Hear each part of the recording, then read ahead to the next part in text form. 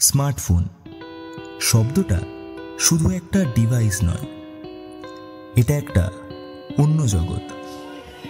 যে জগতে আমরা হাঁটছি স্ক্রোল করে, ট্যাপ করে, সোয়াইপ করে, কিংবা লাইক, শেয়ার আর কমেন্ট করে।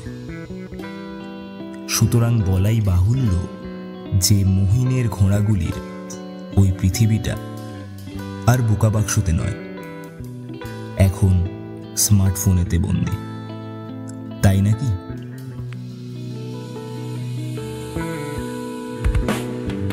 পৃথিবীটা নাকি ছোট হতে হতে স্যাটেলাইট আর কেবলের হাতে, ড্রয়িং রুমে রাখা বোকা বাক্সতে বন্দি।